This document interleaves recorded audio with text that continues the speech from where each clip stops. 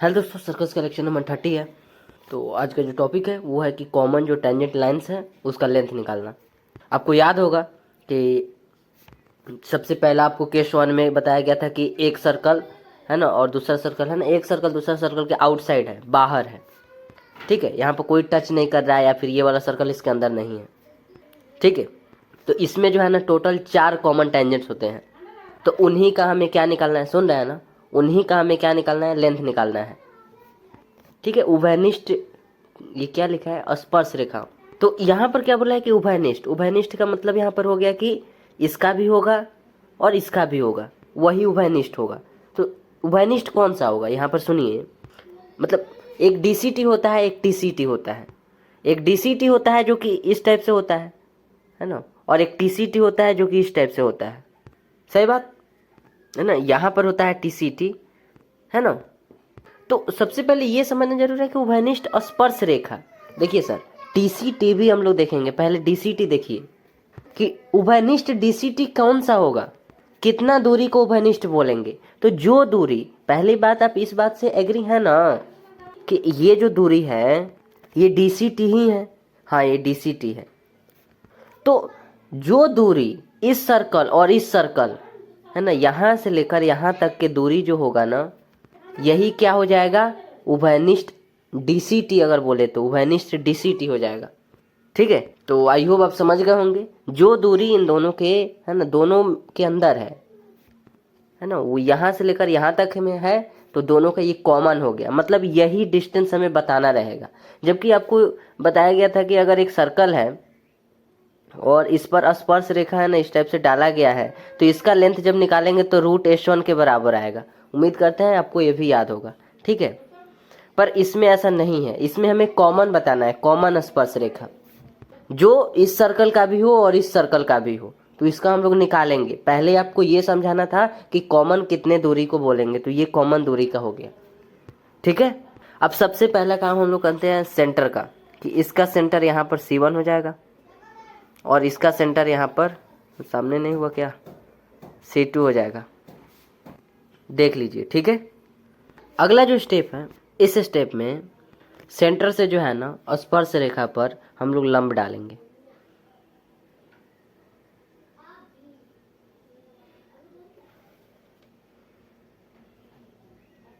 कहाँ है, यहाँ पर है ना, सही है ना। ठीक है, ये परपेंडिकुलर डाल दिए। इस डिस्टेंस को जो है ना हम D1 बोलते हैं। ये किसका है, यही निकालना है ना हमें। क्या हमें यही निकालना है, हाँ यही निकालना है, D1। अब आपको ये बताना है कि ये जो क्या है, ये क्या है, इसको R1 बोल दें, ये R1 बोलना है, ठीक है ना। अरे बताइए, ठीक है ना। हाफ डिस्टेंस है ना, तो R1 बोल सकते हैं। ठीक है, तो ये क्या हो जाएगा, ये भी तो इसका सर्कल का हाफ डिस्टेंस है, तो R2 हो जाएगा।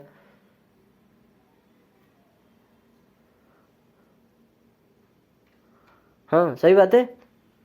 ठीक है, तो इसको अब A बोल देते हैं, है ना, जहाँ पर ये मिल रहा है B। ठीक है, यहाँ तक क्लियर है ना। अब अगर देखेंगे ना, देखिए यहाँ पर इसमें सर्कल है, दोनों सर्कल है, इसमें एक भी सर्कल हम नहीं दिए हैं। तो ये आपको कौन सा चतुर्भुज के जैसा दिख रहा है, समलंब चतुर्भुज के जैसा दिख रहा है। हाँ, तो हम क्या करते हैं, सुनिएगा ध्यान से। ये जो ए बी है ना, इसके हम पैरेलल जो है ना एक लाइन ड्रॉ करना चाहते हैं। तो क्या हम यहाँ से ड्रॉ कर दें, ये जो हुआ ना, ये C1 और यहाँ पर हम इसका नेम D देते हैं जहाँ पर मिल रहा है। ये जैसा है वैसा ही ये भी है। मतलब ए बी की पैरेलल जो है ना ये वाला लाइन ड्रॉ की है। तो आपको इसमें अभी प्रॉब्लम नहीं होना चाहिए। पहले आप बताइए, क्या ऐसा हम कर सकते हैं या फिर कर सकते नहीं, क्या ये सही है। जैसा ये हम बोल रहे हैं ना कि इसके पैरेलल, तो ये क्या सही है ना, हाँ सही है। ए बी के, ये जो ए बी है ना, इसके पैरेलल C1D हो गया। ठीक है, अब आपसे जो क्वेश्चन है ना वो ये है कि ये वाला अगर R1 है तो ये वाला कितना होगा। सुनिएगा ध्यान से, ये कितना होगा। हाँ, तो आपसे क्या पूछे थे कि अगर ये वाला R1 है तो ये वाला कितना होगा, ये टोटल कितना है। ये जो अगर देखेंगे ना तो ये क्या है, BC2। अगर आप टोटल देखेंगे तो इसको जो है ना हम R2 बोले थे। ठीक है। टोटल का मतलब ये नहीं समझेगा कि ये पूरा हम यहाँ तक बोल रहे हैं, नहीं, ये C2 कहाँ है, सेंटर का बात कर रहे हैं, C2 यहाँ पर सेंटर है। अगर आप यहीं पर देख लीजिए कि हम पूरा को कितना बोले थे, R2 बोले थे, जो कि आप देखे भी हैं, और इसको क्या बोले थे, R1। पर हम लोग यहाँ पर क्या किए हैं कि एक पैरेलल लाइन हम ड्रॉ किए हैं AB के पैरेलल, तो यहाँ पर तो नहीं किए हैं, वो हम कर दे रहे हैं।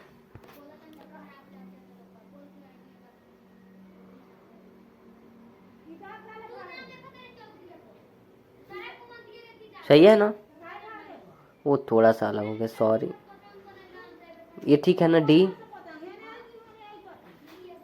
हाँ, तो हम यहाँ पर जो पूछे हैं ना कि अगर ये वाला R1 है तो ये वाला कितना होगा, ठीक है। तो अगर आप देखेंगे ना तो इसमें देखिए ना, अच्छे से आ जाएगा समझ में। ये जो है ना R1 है, तो इसके जितना डिस्टेंस ये वाला है उतना ही डिस्टेंस तो ये भी हो जाएगा, है ना। तो ये R1 हो जाएगा। देखिए, तो यहाँ पर R1 लिख दिए। ये यहाँ से लेकर यहाँ तक ये जो BD होगा ना, BD कितना होगा, R1 होगा। अरे इसमें है क्या, टोटल R2 है। हम पूछ रहे हैं कि ये, अरे ये तो सामने सामने है, तो आप जानते हैं कि हाँ इतना डिस्टेंस दिख रहा है ना, इसी को आगे ऐसे बढ़ा रहे हैं, यहाँ पर गए, उतना ही यहाँ पर दिख रहा है, तो R1 हो जाएगा। अब वही हम पूछ देंगे कि ये वाला बताइए, ये वाला कितना होगा। तो आपको पता है कि टोटल कितना है, R2 है। अब इधर से कोई हमारा ताल्लुक नहीं है। यहाँ देखिए, ये अगर देखेंगे तो टोटल कितना है, R2 है। और हम देख रहे हैं कि BD जो है ना, इसमें R1 है। हम आपसे पूछ रहे हैं कि C2B कितना होगा, या फिर BC2 कितना होगा, सॉरी, ये BC2 कितना होगा। आपको दिख रहा है ना B, ये B दिख रहा है और ये C2 दिख रहा है, यहाँ पर लिखे हैं C2D। तो ये कितना होगा, तो आपको मालूम है ना कि जब इतना जो है ना R1 है तो इतना क्या होगा, टोटल आपको R2 पता है, तो ये R2 माइनस R1 नहीं होगा। अरे क्यों कर रहे हैं ऐसे, क्या ऐसे नहीं होगा। टोटल कितना है, टोटल बताइए ना, C2B कितना है, ये टोटल जो है ना R2 है, उसमें से इतना जो है ना R1 है, तो सब्ट्रैक्ट कर दिए, मिल गया हमारा, ठीक है। तो क्या हम यहाँ पर अब लिख दें, अभी तो यहाँ पर ही नहीं लिखे हैं, ये जो है ना R1 हो जाएगा। बड़ा सा बनाइएगा आप, डायग्राम बड़ा बनाएंगे तो यहाँ पर लिख पाएंगे अच्छे से।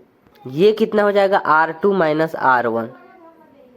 और ज़रूरी नहीं है कि R2 minus R1, R1 minus R2 भी लिख सकते हैं, उसमें कोई प्रॉब्लम नहीं है। तो यहाँ पर कितना लिखें, BD कितना पता चला है, R1। ये और क्या है, C1D बाद में देखेंगे, C2D कितना मिलेगा, R2 माइनस R1। अब C1D कहाँ है, C1D, अब सुनिए यहीं पे बता देना है। C1D देखेंगे तो किसके पैरेलल आपको दिख रहा है, AB के पैरेलल दिख रहा है, यानी कि C1D के प्लेस पर ये C1 दिख रहा है और ये D दिख रहा है, इसके प्लेस पर ये लाइन पैरेलल है ना, किसके पैरेलल है, इसके, AB के पैरेलल है, मतलब इसके प्लेस पर AB लिख सकते हैं, ठीक है। समझे ना बात को, समझें। C1D is equal to AB है ना, बस इतना ही बता दीजिए, और क्या जरूरी है यहाँ पर। C1D यहाँ पर क्या लिखे, C1D is equal to AB, क्या ये सही है, हाँ सही है, क्योंकि पैरेलल है। C1D ये वाला है और AB, आपसे खुद कहे हैं कि हम इसके जो है ना AB के पैरेलल यहाँ पर लाइन ड्रॉ कर रहे हैं, ठीक है। तो इसको जो है ना ये पैरेलल नहीं दिए हैं इस टाइप से, ठीक है ना। हाँ, तो यहाँ से आप निकाल लेते हैं।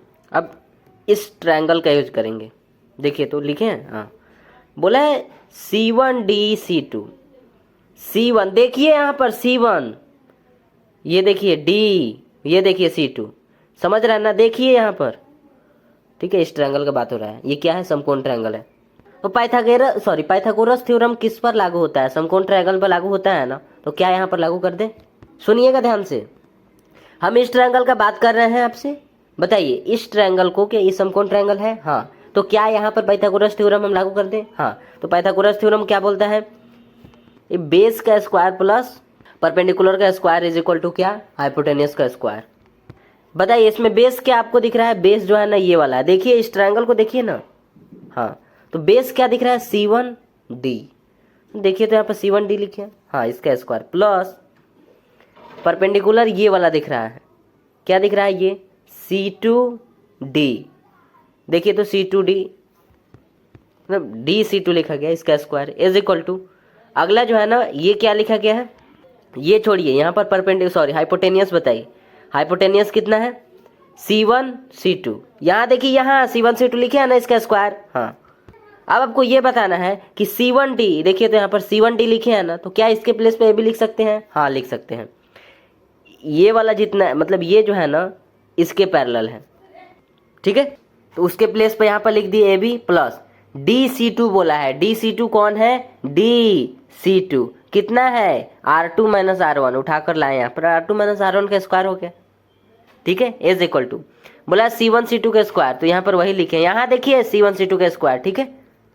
अगले स्टेप में लिखे हैं जो यहाँ पर ए बी है ना, ए बी देखिए ए बी को जो है ना यहाँ पर D1 माने हैं, मतलब डिस्टेंस को, तो क्या यहाँ पर D1 लिख दे, हाँ D1 लिख देते हैं, इसका square plus sorry is equal to, ये जो है ना इसको राइट साइड भेज देते हैं, तो पहले तो राइट साइड C1 C2 का स्क्वायर है, यहाँ देखिए यहाँ पर C1 C2 का स्क्वायर लिखे हैं ना इज इक्वल टू के बाद देखिए, ठीक है, ये जो है ना माइनस में चला जाएगा, माइनस R2 माइनस R1 का स्क्वायर, यहाँ देखिए ठीक है ना, हाँ हो गया, आ गया रिजल्ट, यही हो गया, ठीक है। ये किसका हम लोग निकाले हैं, ये किसका निकाले हैं, अनुस्पर्शी का, डायरेक्ट कॉमन टेंजेंट इसे बोलते हैं ना, हाँ तो इसी का निकाले हैं।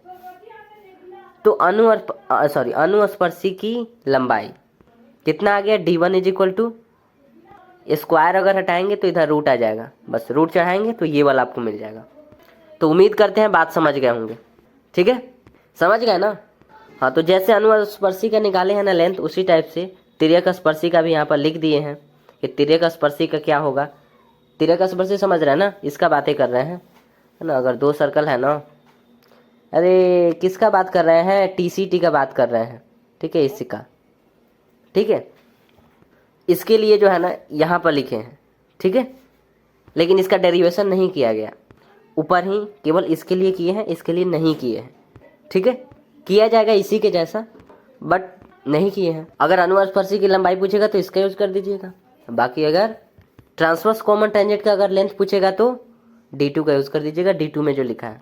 दोनों में अगर देखेंगे तो ये C1 है, ये C2 है, मतलब सेंटर का बात हो रहा है, और ये रेडियस है, इसमें भी देखिए सेंटर, ये क्या है रेडियस, ठीक है, मतलब सेंटर और रेडियस का बात हो रहा है, तो लिख दिया यहाँ पर कि R1 और R2 क्या है, तो रेडियस है, दोनों में देखिए, ठीक है, R1 R2 दिख रहा है ना। और यहाँ देखिए C1 C2, यहाँ देखिए यहाँ C1 C2, तो C1 C2 क्या है, वो सेंटर्स है, इसके सेंटर्स के मध्य दूरी, तो ये मध्य दूरी अगर नहीं समझ में आए तो उसको भूल जाइए, मतलब सेंटर्स है ना, हाँ तो यूज कर दीजिएगा, ठीक है।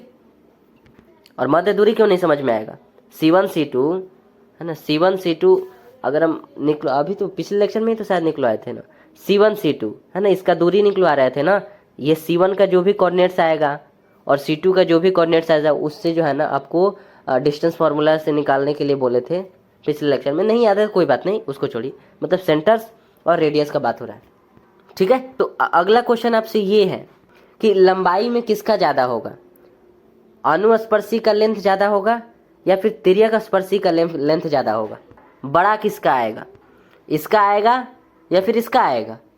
तो इसमें भी C1 C2 है, इसमें भी C1 C2 है, सुन रहे हैं ना, इसमें भी C1 C2 है, इसमें भी C1 C2, यहाँ पर भी सब्ट्रैक्ट किया जा रहा है, यहाँ पर भी सब्ट्रैक्ट किया जा रहा है, ठीक है। पर अगर इसमें देखेंगे तो R2 माइनस R1, यहाँ पर इसके अंदर जो है ना सब्ट्रैक्ट किया जा रहा है, और उसका स्क्वायर सुनिएगा ध्यान से, पर इसके अंदर ऐड किया जा रहा है इसका स्क्वायर। तो आपसे बस यही कर रहे हैं कि जो भी ये आएगा है ना, जैसे लेफ्ट साइड में अगर समझना चाहें, अगर ये 8 आया है तो हम यहाँ पर 8 लिख दिए, माइनस सुनिएगा ध्यान से, अगर ये 8 आया है, सपोज कीजिए ना, बस अगर ये 8 आया है हम यहाँ पे 8 लिख दिए हैं, C1 C2 का डिस्टेंस 8 आया है तो यहाँ पे 8 लिख दिए हैं बस। अगर स्क्वायर भी है यहाँ पर, बस समझाने के लिए कवर कर रहे हैं। यहाँ पर कितना है C1 C2, मतलब जो यहाँ पर होगा वही यहाँ पर भी होगा, ठीक है, तो यहाँ पर भी 8 होगा। अरे क्यों नहीं होगा, ये कि क्या बात हुआ, कैसे हो सकता है, अरे ये भी सेंटर का है, ये भी सेंटर का है, बस डिस्टेंस बताना है C1 और C2 का, तो बस कह रहे हैं ये अगर 8 है तो ये भी 8 होगा। अरे सर्कल्स थोड़ी ना बदल जाएगा, अरे इसी सर्कल्स का है, इसी सर्कल्स का बोल रहे हैं कि इसका लेंथ और इस टाइप का है ना, TCT का मतलब इस टाइप का, अरे तो सर्कल्स वही है, सेंटर कैसे बदल जाएगा? सेंटर का जो इतना दूरी जितना है, अगर दूरी कर रहे हैं कि सेंटर का जो दूरी है ना, ये C1 और C2 का ये 8 है, तो दूरी उसमें कैसे बदल जाएगा? तो अगर ये वाला 8 है, सॉरी ये C1 C2 8 है, तो 8 यहाँ पर लिख दिए, माइनस का साइन है, ठीक है, तो माइनस का साइन यहाँ पर दिए। यहाँ देखिए, यहाँ पर भी C1 C2 है, तो यहाँ पर भी सेंटर का जो डिस्टेंस है, सेंटर के बीच का डिस्टेंस, उसको 8 लिख दिए हैं। यहाँ देखिए, यहाँ पर माइनस का साइन है, ये ठीक है, माइनस का साइन देते हैं, ठीक। पर इसमें अगर देखेंगे ना तो R2 माइनस R1 हो रहा है, और इसमें अगर देखेंगे ना तो R1 प्लस R2 हो रहा है। मतलब इसमें जो है ना घटाया जा रहा है, और इसमें जो है ना जोड़ा जा रहा है। जैसे सपोज कीजिए हम यहाँ पर लिखते हैं कि R1 जो है ना वो 2 है, R2 कितना है 5 है। सुनिएगा, R1 जो है ना वो 2 है, R2 कितना है 5 है। मतलब यहाँ पर क्या किया जा रहा है, सब्ट्रैक्ट किया जा रहा है, तो कर लीजिए ना, 5 में से 2 जाएगा तो कितना आएगा 3। तो यहाँ पर क्या हम 3 लिख दें? अरे यहाँ पर सब्ट्रैक्ट किया गया, तो यहाँ पर वैल्यू तो खुद लिए है ना, तो 5 में से 2 सब्ट्रैक्ट किए तो 3 आया, तो 3 यहाँ पर लिख दिए। हाँ, अगले वाला में क्या बोला है, दोनों को ऐड कर देना है, तो दोनों को यहाँ पर मतलब R1 और R2 यानी कि 2 और 5 कितना होता है 7। अब करिए सब्ट्रैक्ट, 5 में से 3 जाएगा तो सॉरी 8 में से 3 जाएगा तो 5, 8 में से 7 जाएगा तो 1, ठीक है। कौन बड़ा आया? ये इसका था, और ये किसका था? ये तिर्यक का था। कौन बड़ा आया? ये वाला आया, ये छोटा आया, ठीक है। मतलब अनुस्पर्शी हमेशा बड़ा होगा और तिर्यक जो है ना छोटा होगा। पर हम समझाते हैं, रुकिए। क्या रीजन है कि यही बड़ा आ रहा है? रीजन ये है कि इसमें जो है ना सब्ट्रैक्ट किया जा रहा है, दोनों ये जितना होगा उतना ही इसमें भी होगा। तो यहाँ पर तो लिखे ही है कि 8 इसमें भी है, 8 इसमें भी है। एक संख्या है जिसमें से एक छोटी संख्या घटाया जा रहा है, और एक संख्या है जिसमें से एक बड़ी संख्या सब्ट्रैक्ट किया जा रहा है। अगर आप यहाँ पर देखेंगे ना तो माइनस का साइन यहाँ पर भी है और यहाँ पर भी है, तो इसमें से जो है ना अगर इसको सब्ट्रैक्ट कर रहे हैं तो एक छोटी संख्या घटाया जाएगा। अरे इसमें से ये जितना भी आएगा एक छोटी संख्या आएगा, क्योंकि यहाँ पर घटाया जा रहा है, और यहाँ पर जो यहाँ पर R1 है R2 है उसी को यहाँ पर ऐड करा जा रहा है, मतलब बड़ा आएगा। अरे जोड़ने पर बड़ा नहीं आएगा, यहाँ पर क्यों ज़्यादा आया? 3 यहाँ पर घटाए हैं, ये R1 में से R2 घटाए हैं, फिर R2 में से R1 घटाए हैं, तो कितना आया है? 3 आया है, और उसी चीज़ को ऐड किए हैं तो ये बड़ा आया है। तो मतलब जोड़ने पर तो बड़ा आएगा ही, ऐड करने पर तो बड़ा आएगा ही, सब्ट्रैक्ट करने पर ना छोटा आएगा। तो एक ही रीजन है कि यहाँ पर जो है ना सब्ट्रैक्ट का साइन है ना, यहाँ पर घटाया जा रहा है, तो एक संख्या में से एक छोटी संख्या घटाया जा रहा है। और जब छोटी संख्या घटाया जाता है ना, तो जो मिला यहाँ पर, जैसे यहाँ पर 5 मिला है, और उसी टाइप से यहाँ पर भी एक संख्या है, और यहाँ पर बड़ी संख्या घटाया जा रहा है, क्योंकि R1 और R2 को यहाँ पर ऐड किया जा रहा है, तो बड़ी संख्या को यहाँ पर ऐड किया जा रहा है, मतलब ऐड करके फिर घटाया जा रहा है। तो बड़ी संख्या को ऐड किए तो 7 आया है ना। तो एक संख्या में से एक बड़ी संख्या घटाया जा रहा है, तो यहाँ पर छोटा आएगा, ठीक है। और देखे भी हैं तो यहाँ पर 5 आया है, यहाँ पर 1 आया है। अब समझ में आया तो ठीक है, नहीं तो इसके लिए कुछ नहीं है कि इसे हमें याद रखना ही है, ऐसा कुछ नहीं है, बस वहाँ पर लिख दिए हैं। अगर आप देखेंगे तो यहाँ पर हम लिख दिए हैं कि D1 ग्रेटर देन D2, है ना। D1 का मतलब क्या है? D1 और D2 लिखे थे ना। D1 किसका लिखे थे? अरे D1 किसका लिखे थे? अनुस्पर्शिका। अरे सुनते हैं ना या नहीं? अनुस्पर्शिका। और D2 किसका लिखे थे? ट्रांसवर्स कॉमन टेंजेंट का, है ना, इस टाइप से। और जरूरी नहीं है कि इसी टाइप से, ये गलत हो जाएगा, ठीक है, मतलब उसके अनुसार कि इस टाइप से, ठीक है। इसको D2 बोले थे, और D1 जो है ना वो इस टाइप से था, ठीक। तो इसमें ये वाला बड़ा होगा, ठीक। नेक्स्ट जो टॉपिक है ना वो है कि दो सर्कल्स की लंबकोणीयता। क्या लिखा गया यहाँ पर? लंबकोणीयता 90 डिग्री पर होगा। पर यहाँ पर सुनिए, पहले बात हमें ये समझना पड़ेगा कि 2 सर्कल है। हाँ, ये 2 सर्कल है, इन दोनों सर्कल के बीच में एंगल कहाँ पर बनेगा? ये जो लंब लिखा है ना कोणीयता, तो हमें पहले इसमें कोणीयता समझना पड़ेगा कि 2 सर्कल के बीच में एंगल कहाँ बनेगा। अभी से पहले क्या हम अभी तो बताए नहीं है, तो कोणीयता कहाँ बनेगा? सबसे पहले हम देखेंगे कि एंगल कहाँ बनेगा, फिर उसके बाद 90 डिग्री वाला देख लेंगे।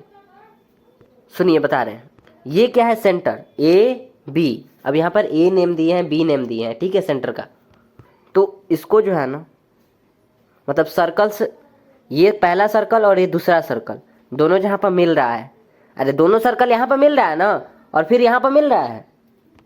अरे क्या कर रहे हैं, मतलब ये एक सर्कल है और ये एक सर्कल है, ये कहाँ मिल रहा है, यहाँ पर मिल रहा है और फिर यहाँ पर मिल रहा है। तो एक साइड वाला ले लेते हैं।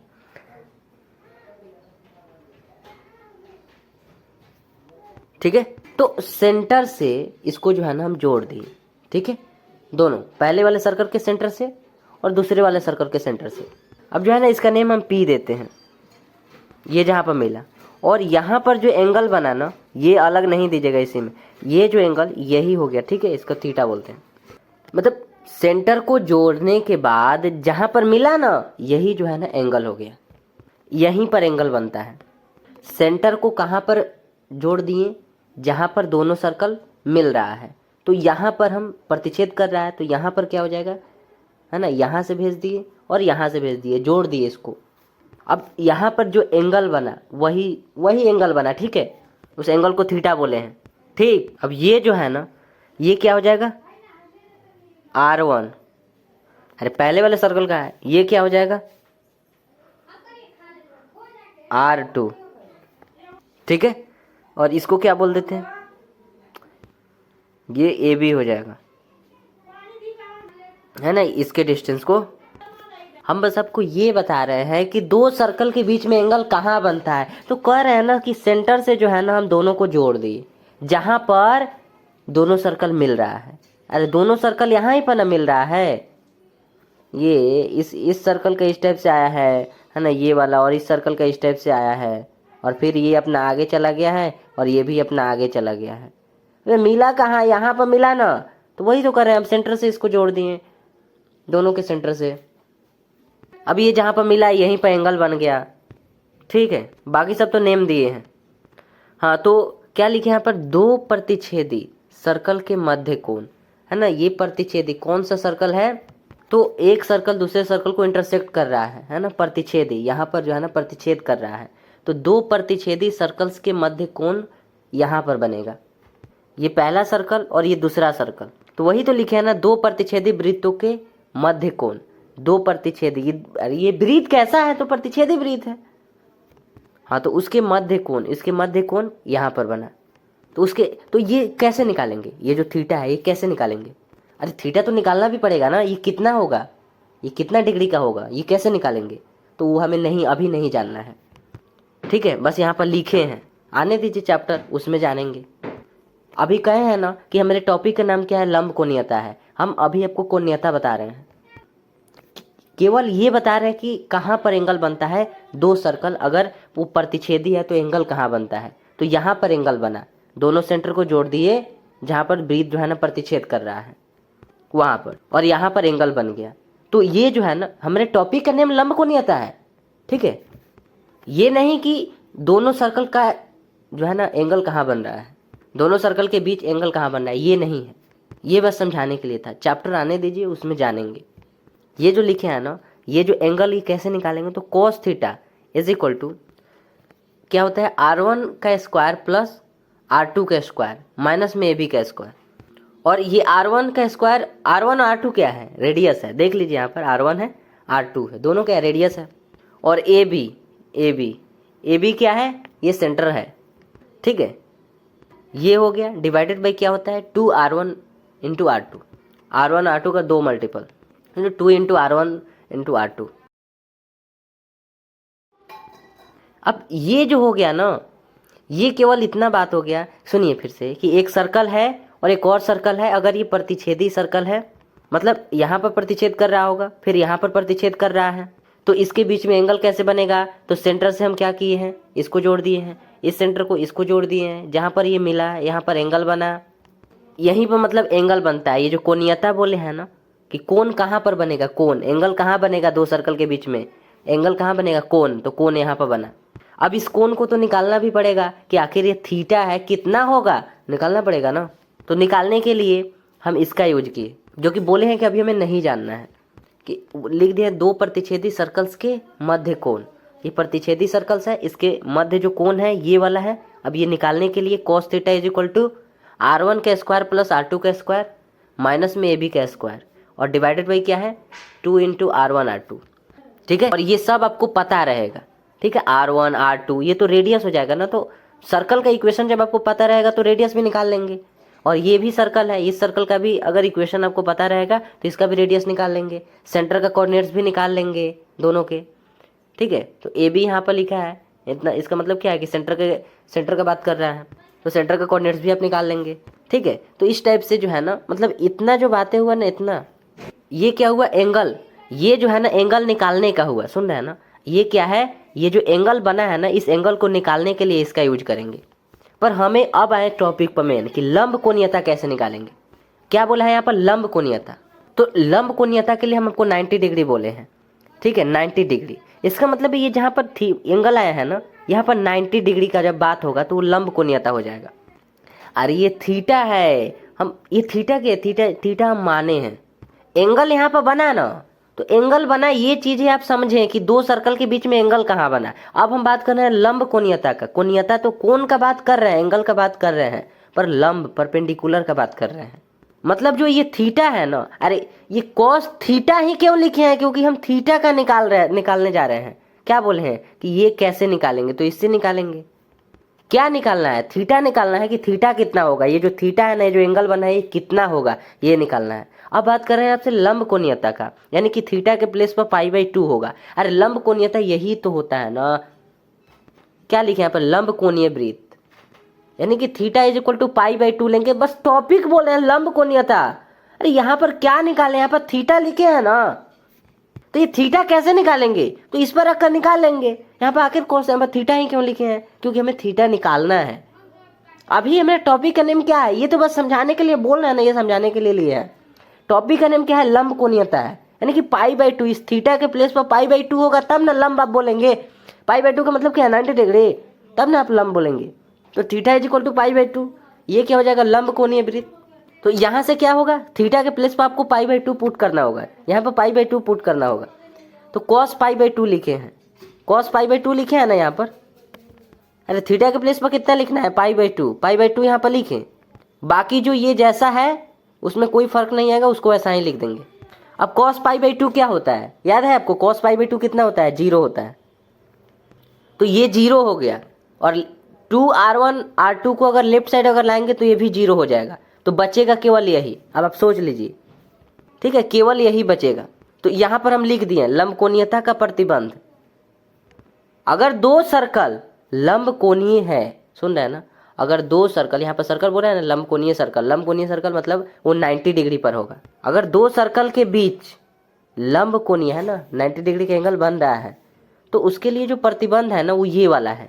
नहीं समझ में आया, दो सर्कल अगर वो क्या है, परपेंडिकुलर है, उनके बीच में जो एंगल बन रहा है ना वो 90 डिग्री का बन रहा है, तो उनका जो प्रतिबंध होगा ना वो R1 का स्क्वायर प्लस R2 का square is equal to AB का स्क्वायर हो जाएगा। ये हमें मिला रिजल्ट, लंब कोणीय है ना, अगर 90 डिग्री एंगल बन रहा है। अगर आप यहाँ पर देखेंगे ना तो यहाँ पर से भी समझ सकते हैं कि ये क्या है, ये क्या आपको दिख रहा है, ये समकोण त्रिभुज नहीं दिख रहा है। और वैसे भी क्या है, हम क्या बोले हैं कि यहाँ से इसको मिलाए हैं। हम सेंटर से अगर कहें कि सेंटर से हम यहाँ पर परपेंडिकुलर डाले हैं, सेंटर से अगर बोल रहे हैं कि इस पर जो है ना परपेंडिकुलर डाले हैं यहाँ पर, तो ये जो है ना 90 डिग्री का है। तो आपसे क्या बोले हैं, अभी आपसे क्या बोले हैं कि यहाँ पर जो है ना 90 डिग्री का एंगल बन रहा है। अगर यहाँ पर 90 डिग्री का एंगल बन रहा है और ये जो है ना अगर समकोण त्रिभुज है, तो समकोण त्रिभुज में पाइथागोरस थ्योरम लागू कर दीजिए। अगर आप पाइथागोरस थ्योरम लागू करेंगे तो क्या होता है, पाइथागोरस थ्योरम क्या कहता है, ये हो जाएगा बेस। अब बेस कितना है, R1 है, बेस R1 है, और ये हाइपोटेनियस का काम करेगा, ठीक है। अब देख कर ऐसा नहीं बोलिएगा कि ये तो दिख रहा है, ये तो एच के जैसा दिख रहा है, नहीं, ऐसा नहीं है। अब देखिए 90 डिग्री का एंगल यहाँ पर बोले हैं ना, 90 डिग्री का एंगल यहाँ पर बन रहा है, तो 90 डिग्री का एंगल यहाँ पर बन रहा है ना, तो ये वाला बेस हो जाएगा और ये वाला क्या हो जाएगा, परपेंडिकुलर हो जाएगा। तो पाइथागोरस थ्योरम क्या बोलता है कि बेस का स्क्वायर प्लस क्या, ये R2 का स्क्वायर, परपेंडिकुलर का स्क्वायर हो जाएगा। R1 और R2 का स्क्वायर कहाँ लिख दिए हैं, R1 का स्क्वायर प्लस R2 का स्क्वायर इज इक्वल टू किसका स्क्वायर, उसका जो हाइपोटेनियस है उसका स्क्वायर।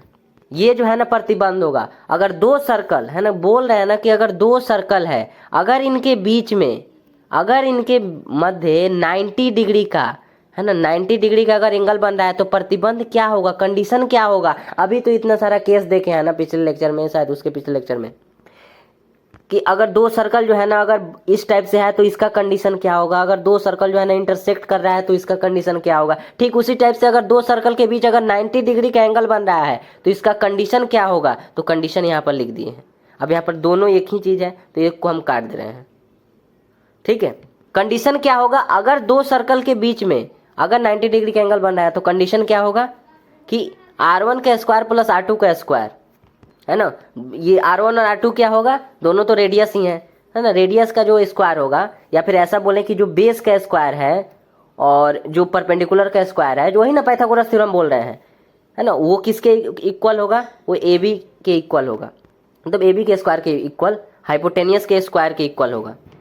ठीक है, ये बेस का स्क्वायर, ये परपेंडिकुलर का square is equal to hypotenuse का स्क्वायर। तो उम्मीद करते हैं समझे होंगे। अब इसके आगे हम क्या लिखे हैं कि यदि सर्कल, पहला वाला सर्कल अगर S1 इज इक्वल टू ये वाला इक्वेशन है, सब चीज वैसा दी है, बस 1 लगाए हैं। ठीक है, एंड सेकेंड वाला सर्कल ये वाला है जो कि यहां पर लिखे हैं।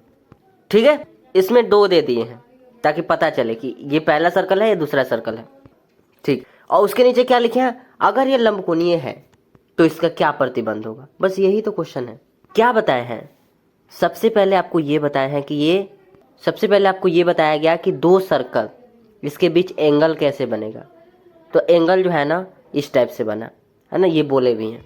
तो यहाँ पर जो है ना एंगल बना, जब एंगल आपको पता चल गया तो ये कितने डिग्री का होगा, इसको पता करने के लिए हम इसका यूज करेंगे।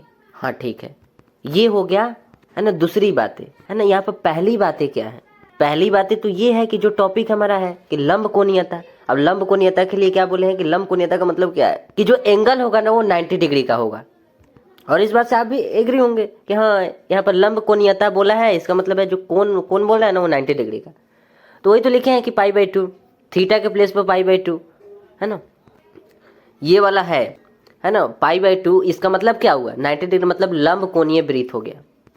ठीक है, तो इसका जो है ना यहाँ पर पता किए हैं कि अगर दो सर्कल के बीच में अगर 90 डिग्री का एंगल बन रहा है तो उसके लिए जो प्रतिबंध होगा वो ये वाला होगा। ठीक है, बेस का स्क्वायर प्लस परपेंडिकुलर का square is equal to hypotenuse का स्क्वायर, ये होगा पाइथागोरस थ्योरम।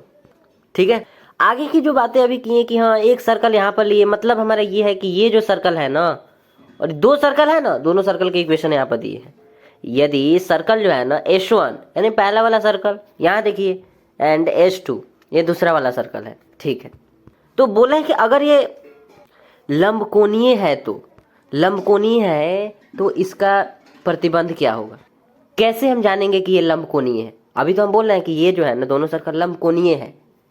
तो ऊपर आपको क्या बताया गया कि लंबकोणीय का मतलब क्या है कि π/2 उनके बीच जो है ना मतलब 90 डिग्री का एंगल बन रहा है।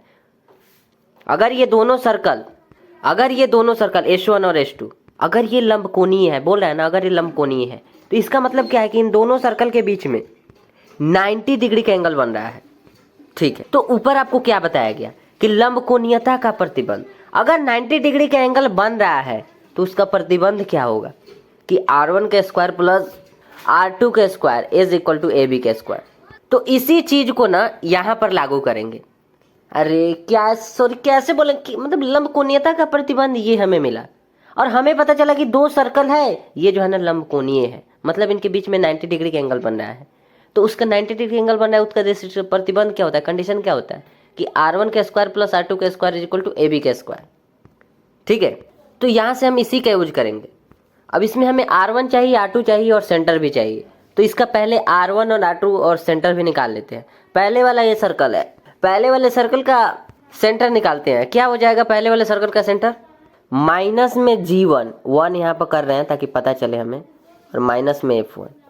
ठीक है, और दूसरे वाले सर्कल क्या हो जाएगा, माइनस में G2 और माइनस में F2। ये वाला क्या आ जाएगा, ये आपको दिख रहा है ना, माइनस में G1 का स्क्वायर, सॉरी माइनस कहाँ से आ जाएगा, G1 का स्क्वायर प्लस F1 का स्क्वायर, और माइनस में C होता है तो यहाँ पर C1 देना होगा। ठीक है, अगले वाला में यहाँ पर क्या हो जाएगा, G2 F2 और माइनस में C2। तो उम्मीद करते हैं बात समझ गए होंगे। अब क्या करेंगे, इसको जो है ना यहाँ पर अब लगाते हैं। याद है ना ये क्या लिखा है, R1 का स्क्वायर प्लस R2 का square is equal to AB का स्क्वायर। क्या है, अगर लंबकोणीयता, ये लंबकोणीयता का प्रतिबंध है, ठीक है। तो प्रूफ जो है ना, R1 का स्क्वायर प्लस R2 का square is equal to AB का स्क्वायर, ये आप देख रहे हैं ना। ये जो रिजल्ट आया ना वो बाद में देखेंगे, पहले आप इसको समझिए ना कि R1 का स्क्वायर प्लस R2 का square is equal to AB का स्क्वायर। ये जो है ना लंबकोणीयता का प्रतिबंध है। हमें पता चला है कि ये दोनों सर्कल जो है ना ये लंबकोणीय है, इनके बीच में 90 डिग्री का एंगल बन रहा है, ठीक है। तो उसका प्रतिबंध क्या होता है, तो R1 का स्क्वायर प्लस R2 का square is equal to AB का स्क्वायर, ठीक है। तो R1 लेकर आइए कि R1 कितना दिख रहा है आपको, R1 ये वाला है और R2 कितना है, ये वाला है। तो दोनों को यहाँ पर लिख दिया है कि R1 यानी कि G1 का स्क्वायर प्लस F1 का स्क्वायर माइनस में C1, और यहाँ पर R2, ठीक है, ये वाला मतलब 2 यहाँ पर हो गया, इज इक्वल टू AB का स्क्वायर बोला है। A कितना है, माइनस में G कॉमा माइनस में F। यहाँ देखिए माइनस में G1, सॉरी 1 है मतलब, और इसमें 2 है, वही चीज़ है, माइनस है, इसमें भी माइनस है, इसमें भी माइनस है, बस इसमें 1 है, इसमें 2 है। G1 G2 ऐसे कर लिए हैं कि इसको एक साथ और इसको एक साथ। तो माइनस में G1 प्लस G2 और प्लस ये वाला लिखे हैं। अगर आपको ऐसे नहीं समझ में आ रहा है तो इन दोनों का डिस्टेंस पता कर लीजिए, डिस्टेंस वाले फॉर्मूला से, दूरी सूत्र से जो है ना इसका पता कर लीजिए, डिस्टेंस वाला फॉर्मूला से आपको ये वाला मिल जाएगा, ठीक है। अगले वाले स्टेप में लिखे हैं, इसका स्क्वायर यही हो जाएगा, इसका स्क्वायर ये वाला और इसका ये वाला, ठीक है। यहाँ पर देखिए, ठीक है, ये भी ठीक है, ये भी उसी टाइप से, ठीक है ना। नेक्स्ट जो है ना ये G2 दिख रहा है, मतलब ये G2 का स्क्वायर G1 का स्क्वायर, कोई बात नहीं, अलग कर दिया गया। अगर यहाँ पर देखेंगे तो सॉरी इस पर स्क्वायर है, तो ध्यान से सुनिए, इस पर स्क्वायर है तो मतलब ऐसे अगर ये भी जानते होंगे कि A square plus B square plus 2AB, या फिर ऐसे भी जानते होंगे A square plus 2AB plus B square. सुन रहे हैं ना, दोनों तरीका से कि पहले A और B का स्क्वायर कर दीजिए, A स्क्वायर G1 का, सॉरी ये पहले इसका ही लिख दिए हैं, G2 का स्क्वायर प्लस G1 का स्क्वायर, मतलब ये वाला। और इसको हम पहले क्यों लिखे हैं, क्योंकि ये जो है ना अगर इसको पहले आप पलटेंगे ना, ये G1 को उधर भेज देंगे तो बीच में माइनस का साइन आ जाएगा। ऐसे हम कैसे बताएं, आप थोड़ा खुद भी सोचिए ना। माइनस मतलब G2 पहले आ जाएगा और G1 जो है ना यहाँ पर जाएगा, मतलब ये वाला माइनस में हो जाएगा।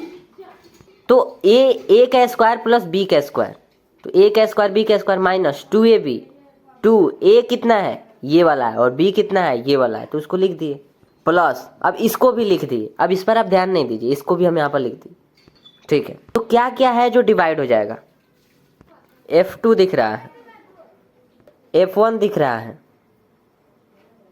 F1 कहाँ गया, G1 G2 दिख रहा है।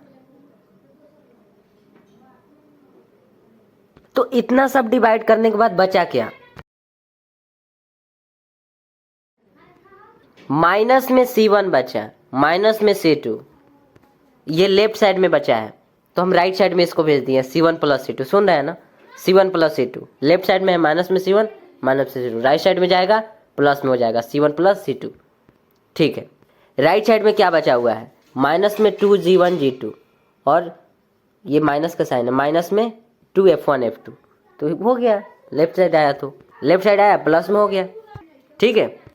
ये वाला और ये वाला यहाँ पर हो गया, बस आ गया, ठीक है। अगर ये दोनों सर्कल लंबकोणीय है तो ये वाला आ गया। ये कैसे आया है, तो इससे पहले हम लोग सबसे पहले तो ये निकालना सीखे हैं कि लंबकोणीयता का प्रतिबंध क्या होगा। तो लंबकोणीयता का प्रतिबंध ये वाला, इससे भी पहले हम लोग निकाले हैं कि जो एंगल कहाँ बनता है, दो सर्कल के बीच में एंगल कहाँ बनता है, तो एंगल निकाले हैं। एंगल निकाले हैं तो यहाँ पर थीटा लिखे हैं, ये थीटा कैसे पता करेंगे, ये कितना डिग्री का एंगल है, तो उसके लिए इसका यूज करेंगे। जब ये हमें बेसिक वाला चीज़ें पता चल गया तब हम लोग निकालना सीखे कि अगर वो लंबकोणीय है, मतलब जो एंगल जो है ना, अगर ये 90 डिग्री वाला है तो इसलिए theta is equal to 90 degree लिखे, तो इसका नेम क्या हो जाएगा, लंबकोणीय वृत्त।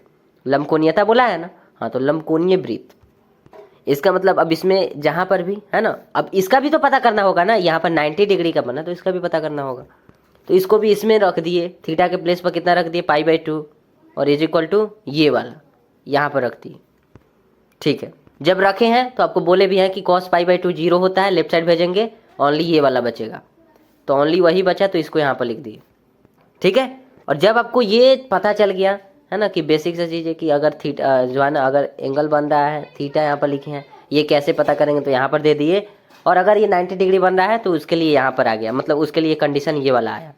तो उसके बाद लिखे हैं कि अगर दो सर्कल, अगर वो लंबकोणीय है, बोला है ना लंबकोणीयता का प्रतिबंध क्या है, ये वाला है, तो इसी का यहाँ पर है ना लागू कर देंगे कि अगर ये लंबकोणीय है तो ये वाला होगा। कैसे आया, तो उसके लिए यहाँ पर लिखे हैं। ठीक है, यहाँ पर देखेंगे तो एक एग्जाम्पल है, यदि सर्कल जो है ना ये वाला एंड सर्कल ये वाला, अगर ये दोनों क्या है, लंबकोणीय प्रतिच्छेद करते हैं, कितना सिंपल सा आ गया ना क्वेश्चन, उसी टाइप से कि दो सर्कल है ना, और ये अगर लंबकोणीय अगर प्रतिच्छेद करते हैं तो फिर हमें के का मान निकालना है। तो लंबकोणीय प्रतिच्छेद करते हैं, लंबकोणीय का प्रतिबंध आपको याद होगा तब ना। दोनों इक्वेशन को यहां पर लिखे हैं, ये पहला इक्वेशन हो गया और ये दूसरा इक्वेशन हो गया। पहला इक्वेशन लिखे हैं, इसका कंपेयर इससे किए हैं। इससे क्यों किए हैं, आप पहले ये समझिए कि ये जो है ना बेसिक सा चीजें था, हमें यहाँ पर मेन चीजें ये है, ये हमें याद रखना है। दो सर्कल ये वाला, अगर ये दो सर्कल है, अगर ये लंबकोणीय है तो इसका प्रतिबंध ये वाला होगा, इसी का हम लोग यूज करेंगे।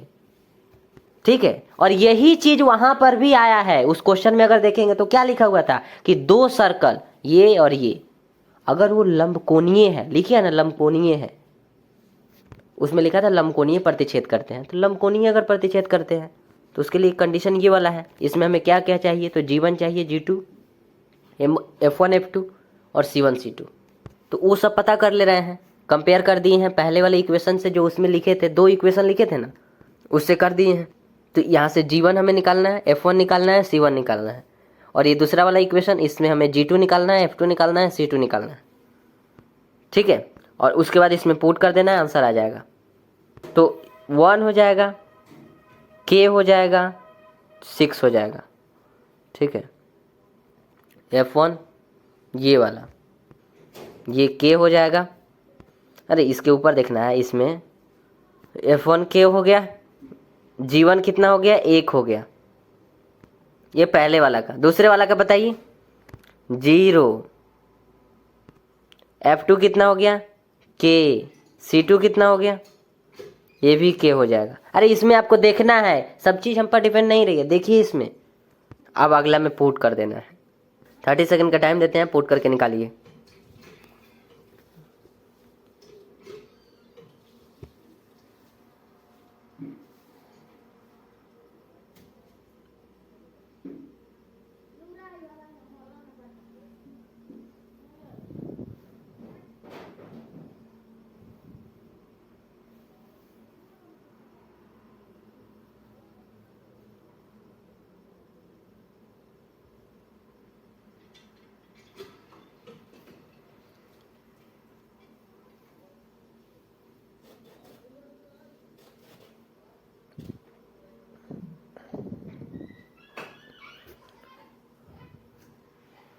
तो यहाँ से कितना हो जाएगा, G1 जो है ना 1 है, G2 जो है ना वो 0 है, F1 कितना है, F1 K दिख रहा है, F2 कितना दिख रहा है, F2 जो है ना वो भी K दिख रहा है, एज इक्वल टू C1 कितना दिख रहा है, 6, और प्लस में C2 जो है ना K दिख रहा है। क्या आ जाएगा यहाँ से, 2K² as equal to 6 + K। ये खत्म हो गया। तो यहाँ से क्या आ जाएगा,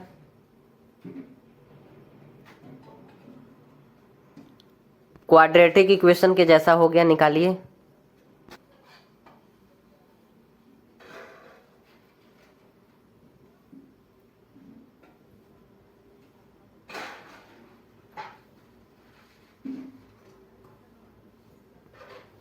क्या यहाँ से कॉमन ले लेंगे, K - 2